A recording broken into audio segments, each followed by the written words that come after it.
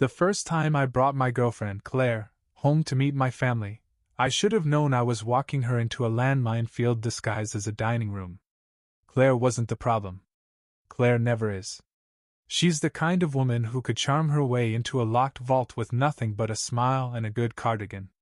She's warm, smart, and just the right amount of sarcastic to survive meeting my family. The problem was my family. See, I've always been what you'd call the other one. Not the golden child. Not the gifted one. Just the kid who figured things out on his own. My parents loved to say things like, "We raised our kids equally." Which is hilarious considering my sister got a new car at 18 and I got a used laptop with a missing shift key. Growing up, Madison was the family's walking trophy shelf. Piano lessons, dance recitals, summer camps, a sweet 16 party with a literal horse-drawn carriage. Me? I got a half-burnt chocolate chip cookie and a lecture about building character. Still, I survived. Got a job after high school, saved what I could, and eventually met Claire at work. She was the first person who looked at me like I was more than background noise. Which is probably why I decided to bring her home, because part of me wanted to believe things had changed. Spoiler, they hadn't.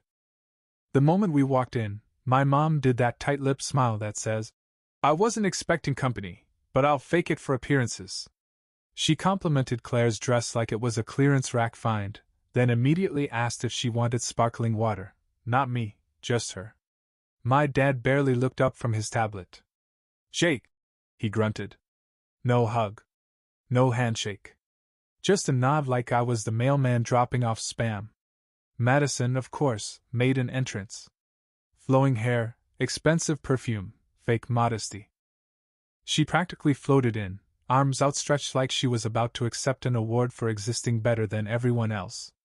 "Oh my gosh, Jakey!" she squealed. "You didn't tell me she was gorgeous." Claire smiled politely. I gritted my teeth. Dinner was awkward in the way only my family could make it. My mom served some fancy salmon dish with microgreens I couldn't pronounce. Claire tried to ask my dad about his golf hobby. He said he gave it up for more mature pursuits, which is code for watching YouTube videos about crypto and doing absolutely nothing. Madison spent most of the meal talking about her upcoming trip to Cabo. Apparently, she was manifesting an upgrade to first class because she bought a new mood board. No one questioned it. My mom nodded like Madison had just recited a Bible verse. I tried to stay quiet. Just sip my water. Count the minutes until we could escape without Claire seeing the full circus. Then Grandpa walked in. Now Grandpa is built different. Old school. No filters. He's like if Clint Eastwood and Judge Judy merged into one grumpy, sharp-eyed machine. He doesn't do fake. He doesn't do favoritism.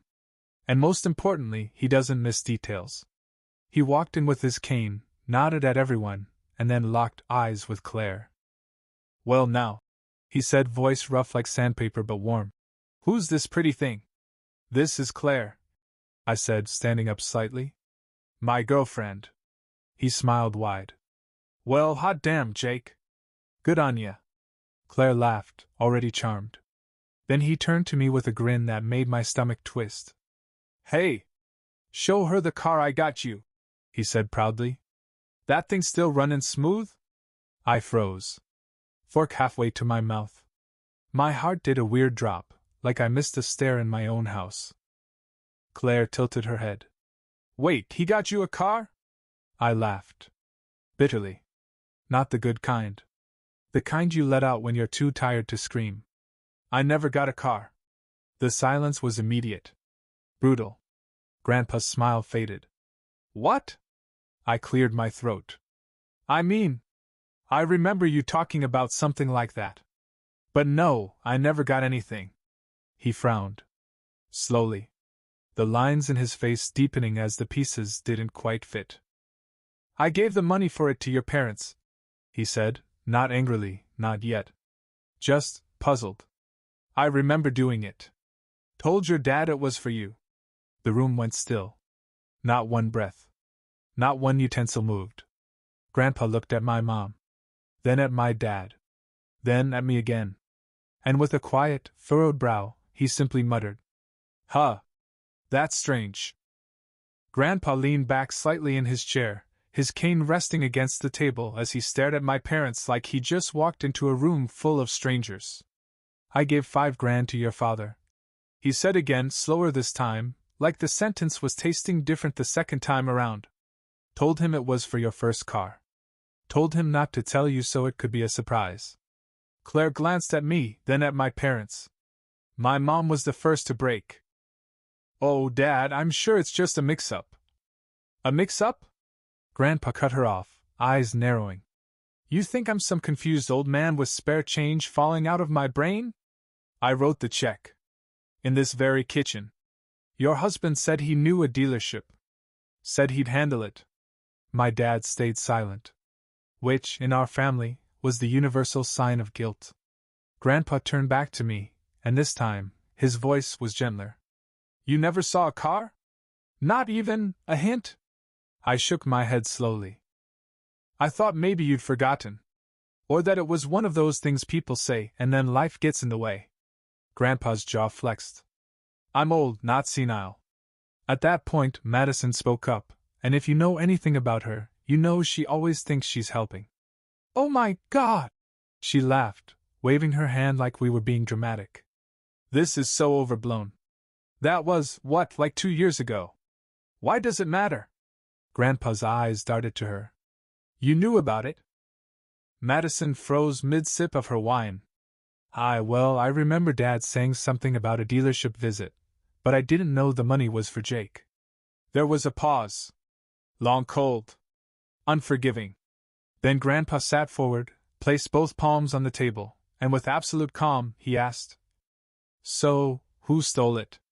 The words dropped like a grenade in the middle of the salmon. Claire blinked. I held my breath. My mom laughed, this weird, forced sound that felt like it belonged in a hostage video. "Dad, no one stole anything." "That's a strong word." Grandpa didn't blink. "You're right. So let's find a better one. Where's the money?" Still no answer. "Did you give it to Jake?" "No." "Did you use it for a car for Jake?" Still no. "Did Jake ever see a dime of it?" I could feel the air tightening. The walls felt closer. I didn't know whether to stand, run, or just let the awkwardness kill me where I sat. Claire slid her hand into mine under the table. Just one squeeze. That's all it took to stop me from walking out right then and there. Finally, my dad spoke. "It was a confusing time," he said, like he was delivering a eulogy instead of explaining why $5,000 vanished into thin air. "Madison had just totaled her old car, and we were dealing with repairs and—" "Hold on." Grandpa's voice sharpened like a knife. "You used Jake's money, for Madison?" Madison blinked, like she was just now catching up. "Wait, that money?" Grandpa looked like he was about to throw his water glass, and honestly, same. My dad cleared his throat. "We thought it was all coming from the same place. A family gift. There were names attached. It was all implied." Grandpa stared at him. Then at me. Then at Claire. "Jake," he said slowly, "when your sister got that new car, what were you driving?" My cheeks burned. I didn't want to answer. But I did. I was taking the bus to my night shift. Another silence. Only this time, even the sound of breathing felt too loud. Madison opened her mouth like she was about to say something, then wisely shut it. Grandpa finally leaned back in his chair, shaking his head like someone who just realized the foundation of his house had been built on sand. "Well," he muttered, "isn't this a hell of a family dinner?" You know that feeling when someone opens a window during a snowstorm and suddenly the entire house goes quiet? That's what it felt like after Grandpa muttered, "Isn't this a hell of a family dinner?" No one said a word. Even Madison, queen of dramatic exits, just stared at her salmon like she could somehow uneat it and rewind the last 10 minutes.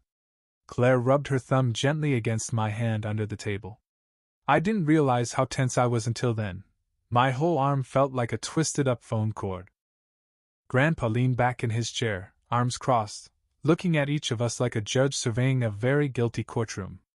"So," he said finally. Let me see if I've got this straight. I gave money to your father for Jake. He didn't get it. And now Madison is driving a car that showed up 2 weeks later. My mom tried again, her voice doing that overly sweet thing it does when she's nervous. Dad, Madison needed a car. She was commuting to college. Jake was working nights. He didn't even need one as urgently. Grandpa raised a brow. Didn't need one? Are you hearing yourself? My dad sighed, pinching the bridge of his nose like he was the one being inconvenienced. It was a decision we made as parents. A judgment call. Jake was doing fine. He's always been resourceful. That word. Resourceful. They'd used it my entire life like it was a compliment, but it always tasted like a cop-out. Like saying, he survives roaches well, so let's keep him in the basement. Claire let go of my hand and spoke, gently but clearly. Jake was taking 2 buses to work. One of them didn't run on Sundays. He used to get off early to walk the rest of the way just to be on time. My mom frowned, like Claire had just said something in another language. Well, that's called initiative, she said brightly. We raised him to be strong. Grandpa actually scoffed. You raised him like a backup generator and wonder why the lights flicker. That earned a snort from Claire, which she tried to hide with a sip of water. Madison finally broke her silence. Okay, yes. I got the car. But I didn't steal anything. I didn't know it was supposed to be Jake's money. I was told you wanted me to be safe after my accident. Grandpa squinted at her. I did. That's why I paid for your driving school. Twice. And if I remember correctly, I also sent you money for new tires 3 months prior. Madison's mouth opened, then closed. I'd never seen her speechless before.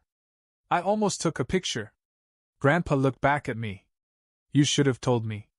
And that's when it hit me, all the years I thought I had to just accept things. That I wasn't allowed to speak up. That doing so made me weak or ungrateful.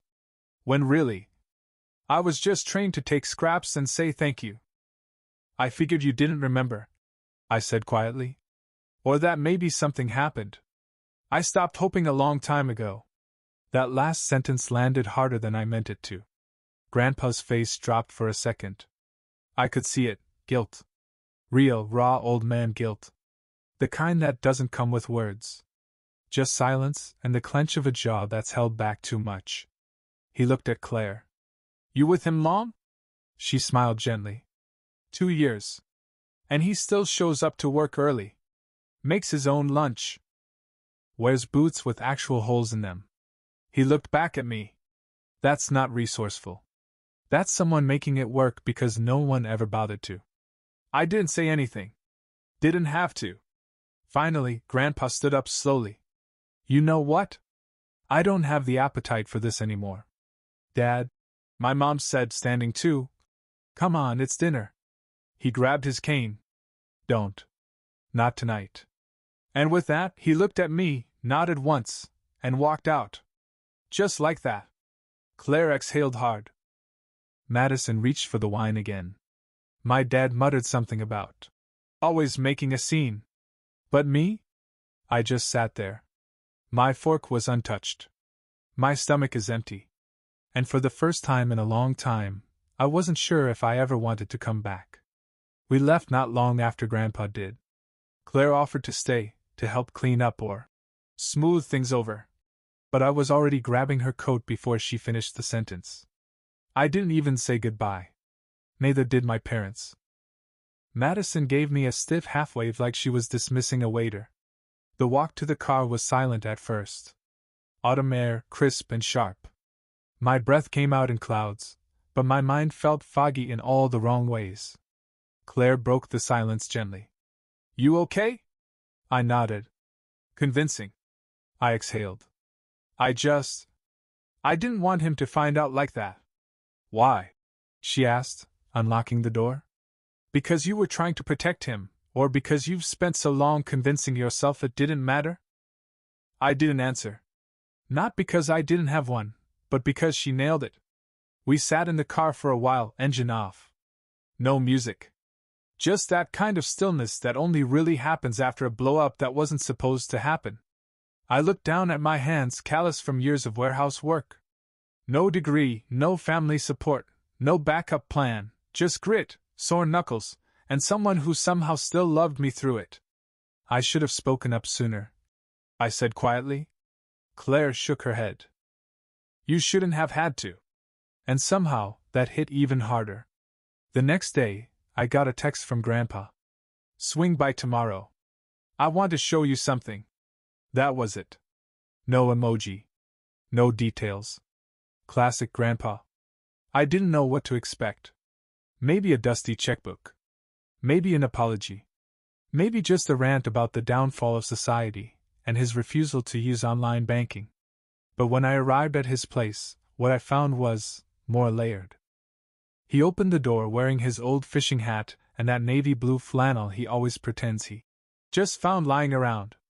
His face was calm, but there was a flicker in his eyes, the same one I'd seen when he negotiated the price of a used snowblower down by half at a garage sale. He waved me in. You want coffee? I nodded. Sure. We sat at the kitchen table. He poured 2 cups. Black, no sugar. Just like always. And for a minute, he didn't say anything. Then he slid a folder across the table. I opened it. Inside was a printed email thread. Dates, names, account info. It was a full paper trail, from the day he gave my dad the money, to the account it landed in, to the exact dealership it was supposed to go to. But the car? It was never bought in my name. Instead, it was transferred directly to Madison. Got a buddy who used to work at the DMV, Grandpa said, sipping his coffee like he wasn't sitting on a bomb. Owes me a few favors. I asked him to dig. I swallowed. Why? Because I hate being lied to, he said, calm as ever. And I hate it even more when the one getting screwed is the only person in this family who's ever made something out of nothing. That one hit hard. Harder than anything said at dinner. I never asked you to do this. He looked at me. That's why I did it. I sat back in the chair, overwhelmed. Not just by the gesture, but by the fact that, for once, someone had actually chosen me. Had gone out of their way.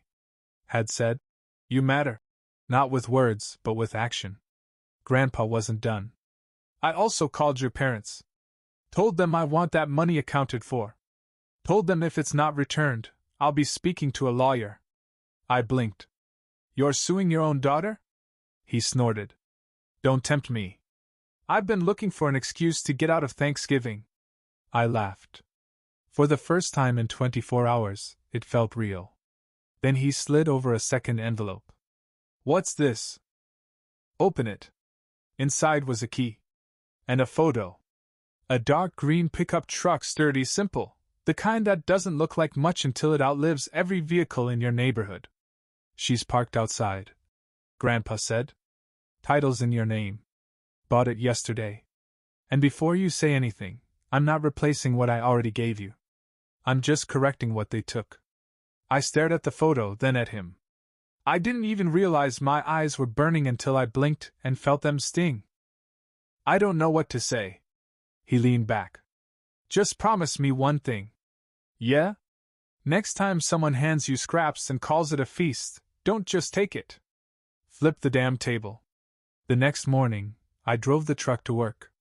It wasn't flashy. No touchscreen dashboard. No fancy sound system. But it drove smooth, solid, like it had something to prove. And honestly, so did I. The moment I pulled into the warehouse lot, a few guys from my crew came over like moths to a warm engine. Yo, new wheels? Travis asked, eyes wide. Since when? I shrugged. Yesterday. Damn, he said, whistling. Looking good. You finally hit the lottery or what? Something like that, I said, smiling for the first time at that place in weeks. I didn't give details. Just said it was a gift. Let the rest be speculation. Feels nice when people assume the best for once. The rest of the day flew by. I wasn't checking the clock every 10 minutes. I wasn't gritting my teeth through passive-aggressive texts from my mom about why Grandpa's upset. I was just working, not to prove anything to anyone, but because I actually liked the way it felt.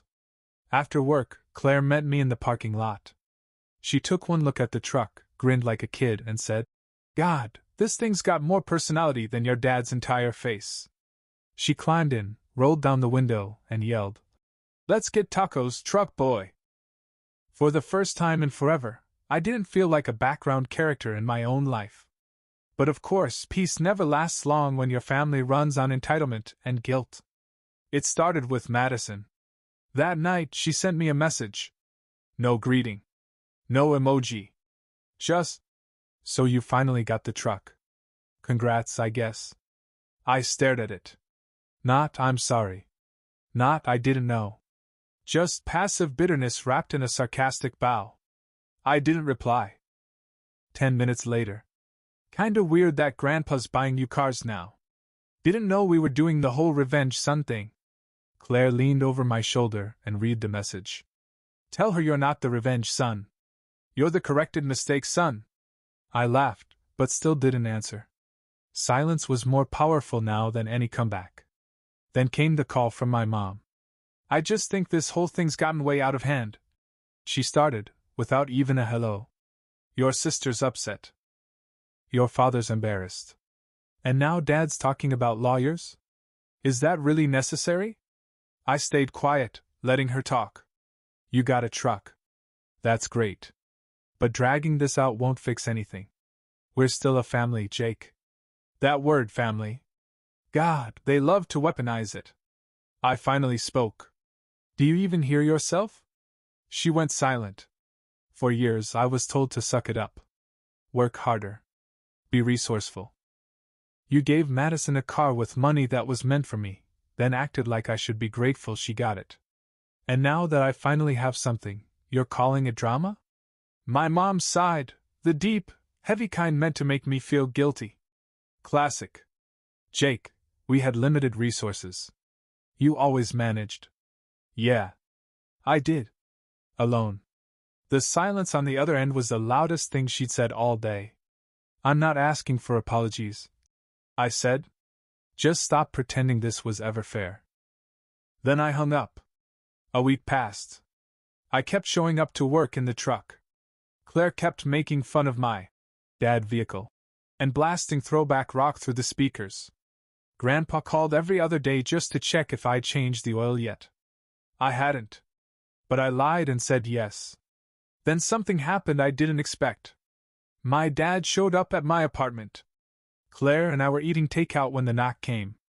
She peeked through the peephole and whispered, "It's your dad. Alone." My stomach dropped. I opened the door halfway. He didn't say anything for a second. Just looked at the truck parked in my spot. Then at me. "You got time?" I crossed my arms. "Depends." He looked tired. Not just physically.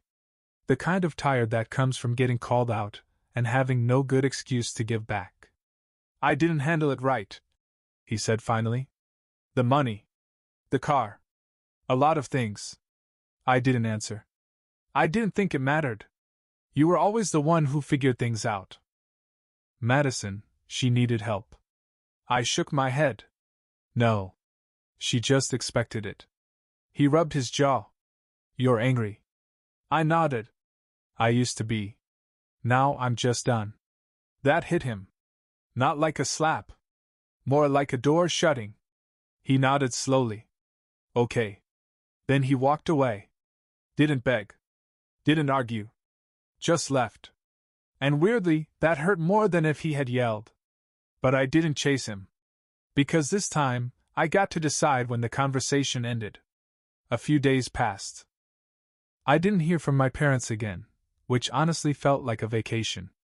Claire and I slipped into our usual rhythm: work, dinner, sarcastic jokes, late-night sitcoms. It was calm, boring, and blissfully drama-free. Until Madison called. I let it ring. Then she texted. "You know, you could have just talked to us instead of getting Grandpa all riled up. You really love making yourself the victim, don't you?" I didn't reply. 5 minutes later. "And now he's freezing the college fund for my grad school. Are you happy?" Oh. There it was. I showed the message to Claire. She read it, then said with zero hesitation, "Yes. Tell her yes." Turns out Grandpa wasn't done just handing me a truck and calling it a day. He was digging deep, quietly reevaluating his family contributions. And apparently, Madison's master plan to coast through a fully paid master's degree just hit a financial iceberg named Gerald. I thought about replying. Something polite. Maybe something savage. But instead I called Grandpa. "Just got a text from Madison," I said when he answered. "She's not happy?" he asked, deadpan. "She said you froze her grad school fund." He didn't even flinch. "I paused it. I didn't cancel it. Yet." I raised an eyebrow. "That's bold." Grandpa sighed. "You know what bold is? Handing over $5,000 for your grandson, and then finding out your own kid lied about where it went." I didn't argue. "I'm not trying to punish her," he added. "But I'm also not paying another dime until people around here remember how trust works." Claire leaned over the couch and whispered, "Tell him I said he's my favorite now." "I did." He chuckled. "Well, she's got taste." After we hung up, I felt lighter. Not because Madison was suffering, but because for once, someone was holding people accountable. And it wasn't me having to scream into the void or write off another betrayal like it was character building. Later that night, while we were watching some rerun of Kitchen Nightmares, my phone buzzed again. Unknown number. Claire read over my shoulder as I opened it. "Hey, you probably don't remember me. I'm your cousin, Nate. Aunt Carol's kid. I just wanted to say, I heard about what happened. You're not the only one they pulled that stuff on. Glad someone finally stood up." I stared at the message for a long time. I barely remembered Nate. We'd only met a few times as kids at big reunions. But I remembered he always seemed quiet. Not shy, just like someone who'd already figured out family wasn't the safe place it was supposed to be. I texted back. "Thanks. I didn't expect that." He replied almost immediately. "You shouldn't have had to carry it alone. None of us should." Something shifted in my chest. Because here I was, years later, thinking this whole mess was just mine, like I was the one faulty cog in the machine. But it wasn't just me. It was a pattern. And apparently I'd become the first crack in a very well-polished illusion. The next day, I got another message. This time, from Aunt Carol. "Hi, Jake. I heard what happened with Grandpa. I just want you to know, I support you.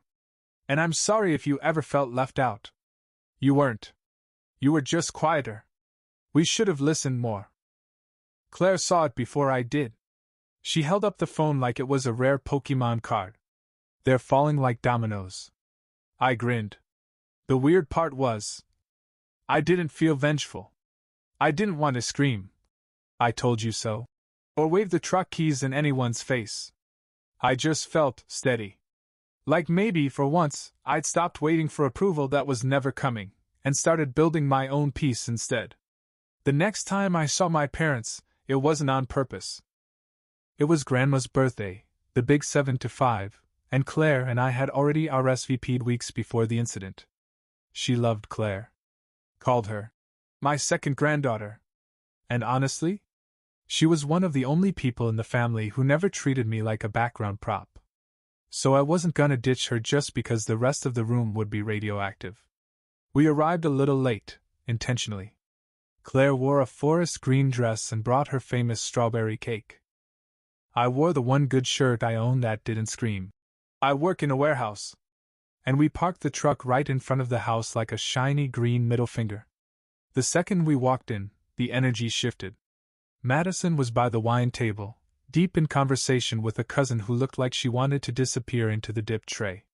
My parents were in the corner, talking to Aunt Carol and avoiding eye contact with me like it was tax season. Grandma lit up. "There's my boy," she said, arms open. Claire stepped aside and whispered, "Go get your hugs, cake boy." So I did.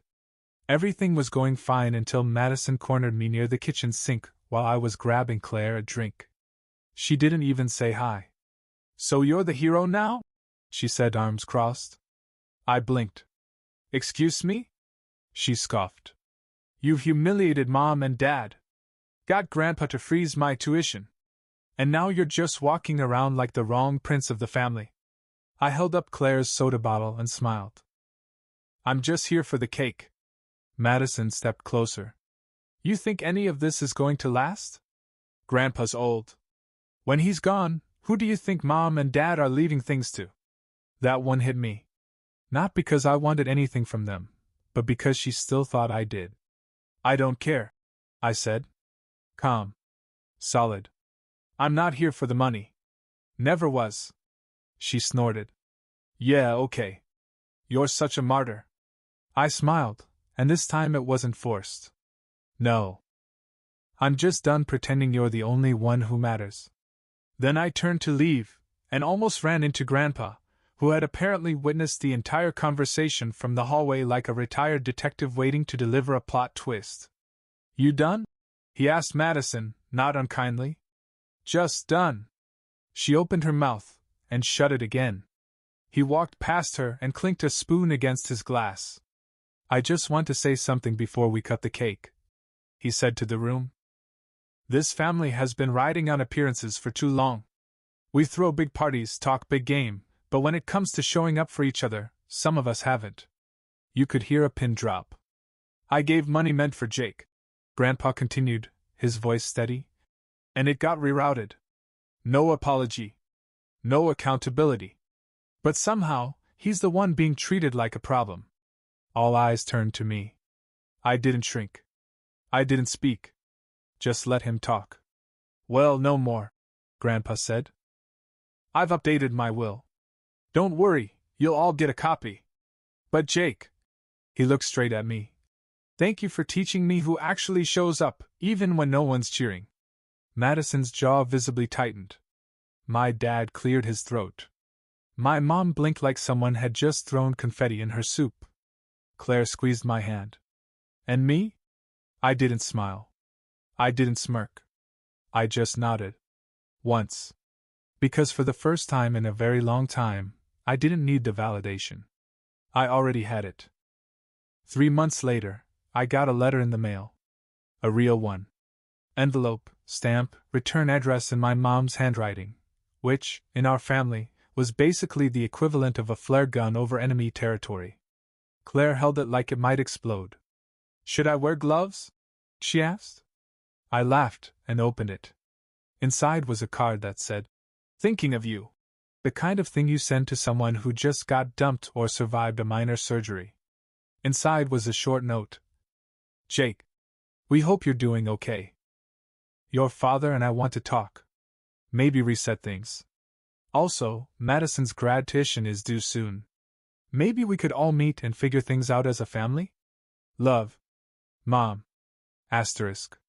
Claire read it, blinked twice, and said, So they want you to fix what they broke, so they can go back to pretending nothing happened? Pretty much. I folded the card and set it down without answering. That weekend, Grandpa came over to help me install shelves in the garage. We took turns pretending we knew what we were doing, made fun of each other's tool choices, and paused only when Claire brought out lemonade like we were 1950s sitcom characters. You get the letter? Grandpa asked while drilling into a wall stud.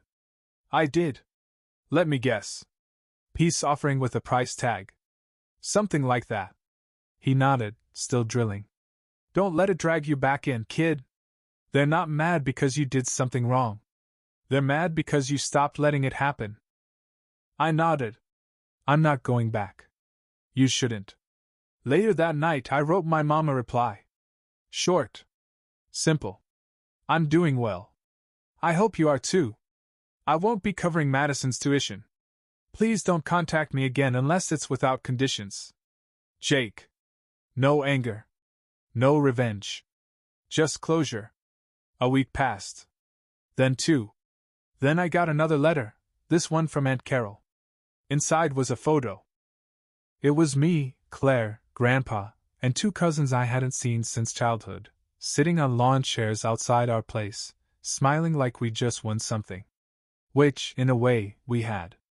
On the back, she'd written, This is what family looks like when you choose it. I framed it. Hung it up in the hallway. Right near the front door. A reminder. Not of what I lost, but what I stopped chasing. Because sometimes, the best revenge isn't slamming doors.